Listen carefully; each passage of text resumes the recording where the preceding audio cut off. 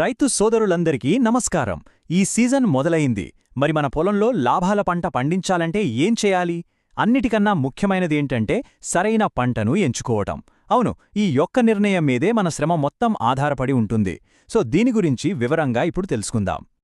నిజమే కదా, ఏడాది పొడవునా మనం పడే కష్టానికి సరైన ఫలితం రావాలి. మరి ఆ ఫలితం దేనిమీద ఆధారపడుంటుంది? మనం వేసే మొదటి అడుగు మీద. వ్యవసాయంలో ఆ మొదటి అడుగు సరైన పంటను ఎంచుకోవడమే. ఈ ఒక్క నిర్ణయం, ఈ ఒక్క ఎంపిక మన మొత్తం సీజన్ భవిష్యత్తును నిర్దేశిస్తుంది. సరే, ఇంకెందుకు ఆలస్యం? ఈ సీజన్లో మంచి లాభాలు తెచ్చిపెట్టే పంటలు ఏవి? వ్యవసాయ నిపుణులు ఏం చెప్తున్నారు?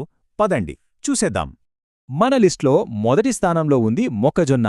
అవును, ఈ సీజన్కు ఇది ఒక నమ్మకమైన గట్టి పంట అని చెప్పొచ్చు. అసలు మొక్కజొన్ననే ఎందుకు ఎంచుకోవాలి? దీని వెనక బలమైన కారణాలున్నాయండి. ముఖ్యంగా 3 విషయాలు చెప్పాలి. 1, దీనికి నీళ్లు తక్కువ చాలు, అంటే వర్షాలు కొంచెం అటు ఇటు అయినా పెద్దగా కంగారు పడాల్సిన పనిలేదు. 2, మార్కెట్లో డిమాండ్ అదైతే చాలా బలంగా ఉంది. కోళ్ల ఫార్మాలకు, పశువుల దానా ఫ్యాక్టరీలకు ఎప్పుడో కావాలి. ఇక 3వ పాయింట్ ఏంటంటే, దీన్ని నేరుగా పశువుల దానాగా కూడా వాడుకోవచ్చు. ఇది రైతుకు డబుల్ బెనిఫిట్ కదా. సరే, మొక్కజొన్న తర్వాత మన రెండో ఆప్షన్ ఏంటే? కూరగాయలు. చేతికి డబ్బులు ఫాస్ట్గా, కంటిన్యూస్గా రావాలంటే కూరగాయల సాగు బెస్ట్ అని చెప్పాలి. అందులోనూ టమోటా, మిరప, బెండకాయ లాంటివి ఈ సీజన్కు చాలా బాగుంటాయి. ఎందుకంటే మన లోకల్ మార్కెట్లలో వీటికి ఎప్పుడూ మంచి గిరాకీ ఉంటుంది. అన్నింటికన్నా పెద్ద ప్లస్ పాయింట్ ఏంటో తెలుసా? ఇవి చాలా తక్కువ టైంలోనే పంట చేతికి వస్తాయి. అంటే రైతుకు డబ్బులు చాలా తొందరగా అందుతాయన్నమాట. ఇక మన లిస్టులో 3వ పంట సూర్యకాంతి. అదేనండి, మన పొద్దుతిరుగుడు. నూనె గింజల పంటల్లో ఇదొక అద్భుతమైన చాయిస్ అని చెప్పాలి. మరి పొద్దుతిరుగుడు ఎందుకంత లాభదాయకం? చూడండి, మార్కెట్లో నూనె గింజలకి ఎప్పుడూ మంచి రేటుంటోంది. ఇన్వెస్ట్మెంట్ తక్కువే, కానీ రిటర్న్స్ మాత్రం చాలా బాగుంటాయి. దీనికి తోడు ఇంకో పెద్ద ధైర్యం ఏంటంటే, వాతావరణం కాస్త తేడా చేసినా ఈ పంట తట్టుకుని నిలబడుతుంది. ఇక ఫైనల్గా 4వ ఆప్షన్ చూద్దాం. అపరాలు, అంటే పెసర, మినుములు లాంటివి. వీటి స్పెషాలిటీ ఏంటంటే, ఇవి మన జేబు నింపడమే కాదు, మన భూమిని కూడా బాగుచేస్తాయి. అవును, వీటివల్ల 2 లాభాలు.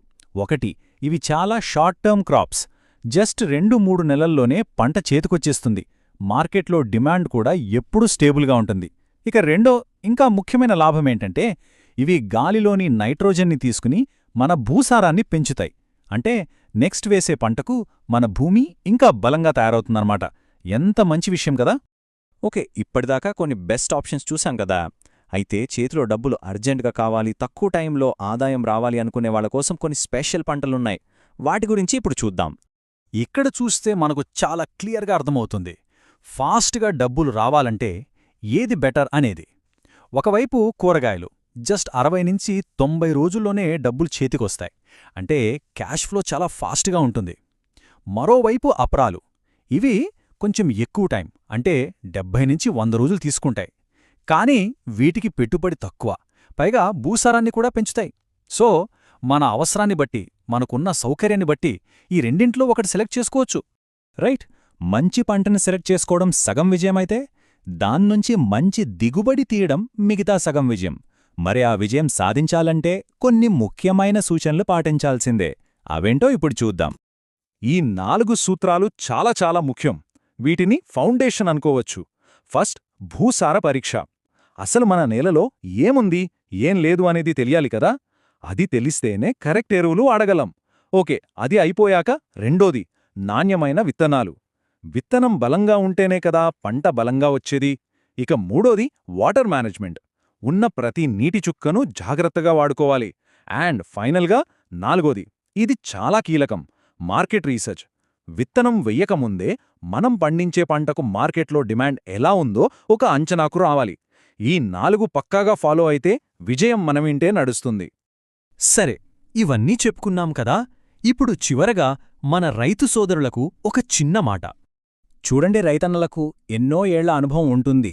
ఆ అనుభవానికి మనమిప్పుడు మాట్లాడుకున్న ఈ సరైన ప్రణాళిక కూడా తోడైతే చాలు.